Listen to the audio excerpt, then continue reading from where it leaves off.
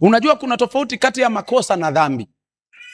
Ukipiga dhambi yenyewe, dhambi ni vigumu wewe mwenyewe kujiombea hivi.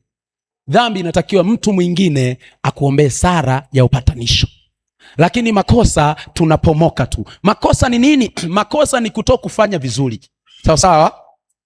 Je, wewe unafanya vizuri? Kwenye eneo lako la kupiga vyombo unafanya vizuri, eneo lako la kuimba unafanya vizuri, eneo la ibada unafanya vizuri, eneo la utoaji unafanya vizuri, eneo la utumishi unafanya vizuri, eneo la injili unafanya vizuri. Unafanya vizuri. Unapogundua kwamba bado haujatoshea kufanya vizuri, ndipo unapomoka unasema Baba, ninaomba unirehemu, sijafanya vizuri. Kwa kuwa imeandikwa Yakobo 4:17, yeye ajuae jema kutenda mema naye asitende, kwake huyo ni dhambi. Unajua kwenda ibadani ninatakiwa niende, usipoenda ni dhambi. Unahukumiwa kwa sababu umejua na haujatenda. Sasa Mungu yeye ni wa rehema. Neema na rehema ziko na yeye. Biblia inasema taifa la Ninawi waliposikia mbiu ya Mungu kupitia unabii wa Yona, mfalme wa Ninawi alitangaza mbiu ya kufunga maombi ya rehema. Akaamuru watu wafunge siku 3 bila kula wala kunywa. Na baada ya hapo Mungu akawarehemu taifa la Ninawi, akawasamehe.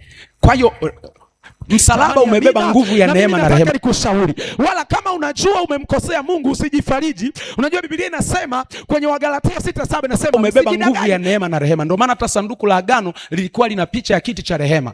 Lilikuwa linaashiria msamaha wa dhambi kupitia Yesu Kristo. Nyoka wa shaba akainuliwa, ilikuwa inaashiria Yesu kuinuliwa msalabani, ambaye katika yeye kila mtu atapokea nini? Masamaha ya dhambi. Mtu yoyote asikudanganye wala shetani asikudanganye kwamba bado una dhambi. Umekwisha samehewa. Kama ulitubu umekwisha samehewa. Hata kama ulikosea lakini umetubu umekwisha samehewa. Na hata kama ulikosea jana, ulikosea juzi, bado yeye ni wa rehema. Unaweza ukatengeneza naye. Jamani, amina. Mungu adhihakiwi. Apandacho mtu ndicho atakachovuna. Usijidanganye. Kama unajua kabisa una makosa, ni viheri tu useme Baba, kwenye hili wiki ni wiki la kufufuka. Ninaomba na mimi nifufuke. Ninaomba na mimi niwe upya. Ninaomba na mimi nizaliwe upya. Ninataka nianze upya na wewe. Ninataka nitembee na wewe. Huduma yangu iwe na mafuta. Huduma yangu iwe na nguvu. Maisha yangu yana utukufu.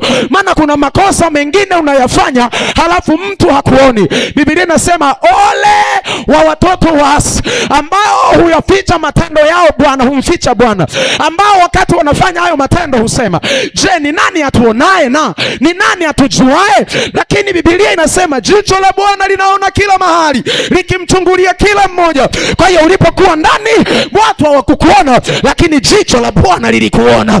Ulipokuwa mwenyewe watu hawakukuona, jicho la Bwana lilikuona.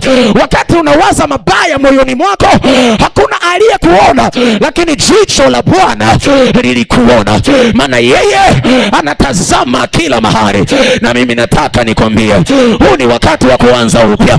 Ni wakati wa kunyanyuka upya. Ni wakati wa kutumika upya. Ni wakati wa kusimama na nguvu mpya. Maana Biblia inasema mwenye haki huyo, mwenye haki hata akianguka mara 7 lakini bado atasimama tena. Na Biblia inasema bado liko tumaini kwa mti uliokatwa, japo kuwa mizizi yake itachakaa katika udongo, lakini kwa harufu ya maji utachipuka. Na mimi nasema kwa msalaba wa Yesu utachipuka. Biashara itachipuka, ndoa itachipuka, afya itachipuka, kazi itachipuka, matokeo yako yatachipuka upya katika jina la Yesu. Wewe ambatana tu, jizamishe kwenye wingu, jizamishe kwenye utukufu, jizamishe ndani ya damu. Maana msalaba wa Yesu ulitupatia damu, na hiyo ni damu ya kutuhuisha, ni damu ya kutupa nguvu, ni damu ya kuhuisha. Inarejesha uhai, inarejesha uhai, inarejesha inarejesha uhai, inarejesha uhai, inarejesha uhai. Ninatangaza uhai katika ulimwengu wa roho, katika ulimwengu wa giza. Ninatangaza uhai, kila kilichokufa kiwe hai. Biashara iliyokufa kuwa hai, ndoa iliyokufa kuwa hai, mahusiano iliyokufa kuwa hai, afya iliyokufa kuwa hai. Maana ni wiki ya kufufuka, ni wiki ya kupenya. Natangaza mpenyo katika ulimwengu wa roho, natangaza mpenyo kila mahali. Ninaziamuru mamlaka za giza ziachie njia yako, ninaziamuru falme za majini na uchawi ziachie njia yako, maana ni saa yako ya kupenya.